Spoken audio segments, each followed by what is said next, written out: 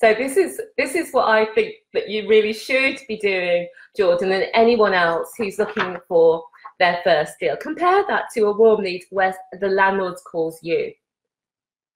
You send them a letter in the post in which you demonstrate your value and what you can offer, and when they call you, it's much easier, because nobody calls you because they're delighted with the service that they're already receiving and because they've got no problems at all. Everyone's calling you for a reason, and all you then have to do is find out what the reason is, and then you're able to solve the problem. So it's just a much, much easier and better conversation. So how to make that happen, okay? How to make that happen. You know what I'm going to say. You know we're known for the perfectly crafted magnetic marketing letter to landlords, where you're speaking directly to your perfect customer, and you know from all your other conversations with landlords and from our own experience as landlords, we know exactly what problems they're facing in our local area. So the first thing is that we've gotten 2/3 of all our properties through marketing letters. And watch right to the end of this video, where I'm going to share with you how to get our current marketing letter. We're going to put together a little pack where it explains to you how to write your own marketing letters, what to put in them. Our marketing letters are constantly evolving, and we've got a new type of letter that we're doing now, which I want to share with you, and I'll talk to you about that at the end, how to get hold of that, because these letters are converting really, really well for us. Now, we send out to a very niche set of landlords, so only 300 in our local area that are in the exact areas that we want to deal with, and at the exact number of rooms that we're looking for. So we don't go wide, we go narrow, and we get a really good response on the letters front. And some people have been receiving our letters for, you know, over a year and a half when they start calling us, you know, and that's fine.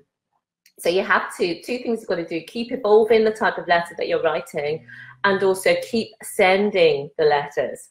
So I'm just going to talk 2 secs on the sort of massive returns that you can get on sending these marketing letters.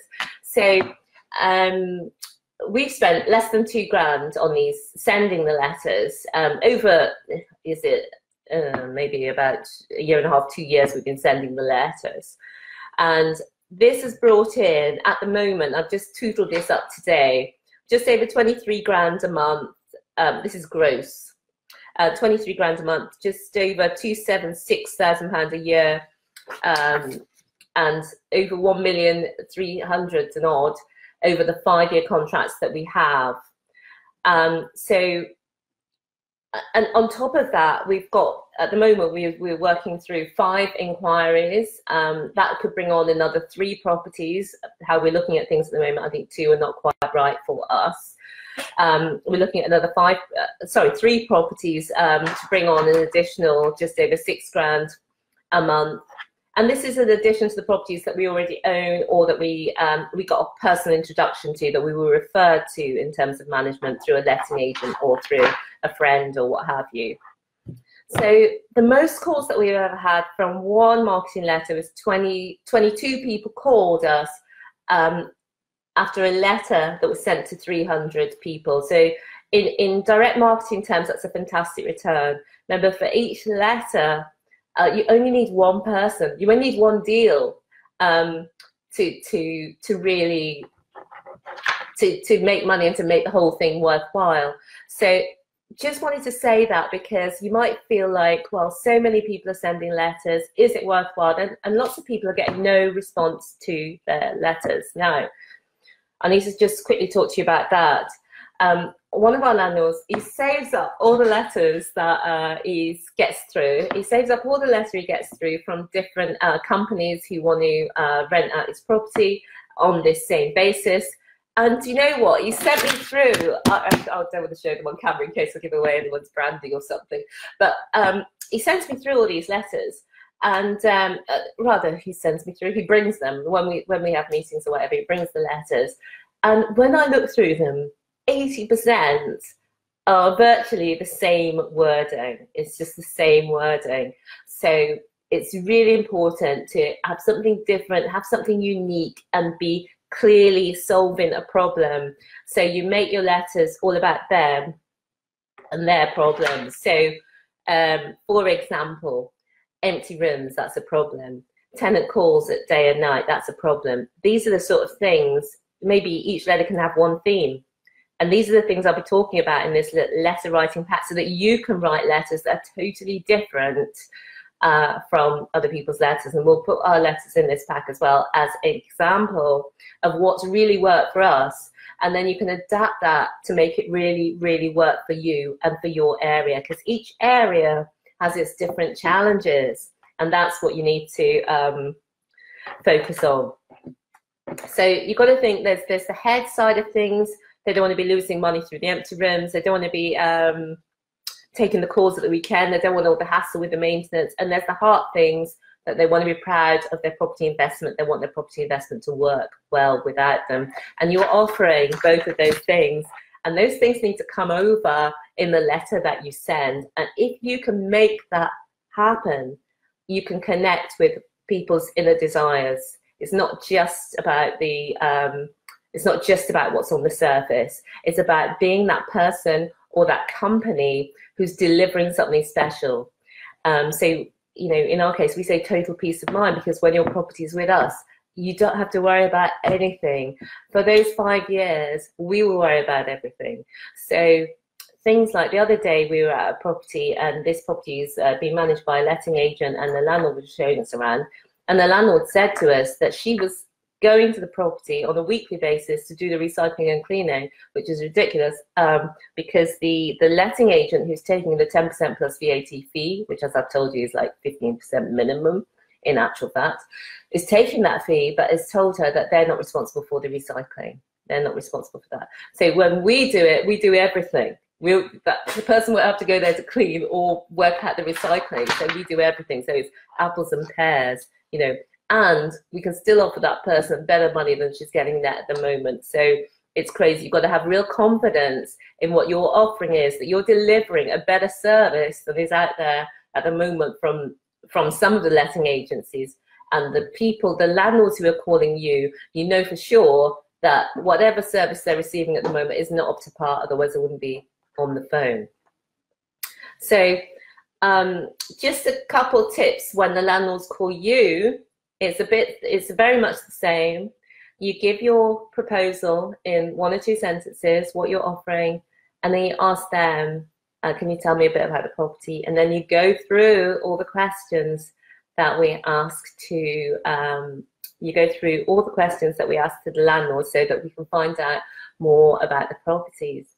Now, Jordan, just want to ask you, has that covered what you were looking for?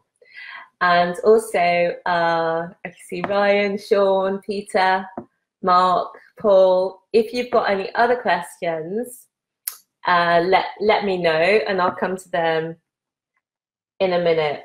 And meantime, I'll just run through the questions that we ask while the landlord is on the phone with us, if they give us permission. Because the first thing is, after you've got their name, okay, and you want to say, where did you hear about us? Because sometimes it will be the letters, but sometimes it'll be another reason they've been referred by somebody or so on. So it's good to find out where they've heard from. And the most important question that we ask them is, what made you call today? So when you know that, that's really going to help you to tailor your service to what the need is in this specific case. Obviously, you go through the property address, and then the number of bedrooms, showers, toilets, receptions, whether it's got an HMO license, how many people the license is for, depending what your area you're in and if it needs a license. And then you want to go through the current situation, if it's being managed by an agent, what the fees are, what tenants are in at the moment, what the rents are, how much are they approx, and you know, just so you've got a really good picture of what's going on with the house before you even step up for the viewing.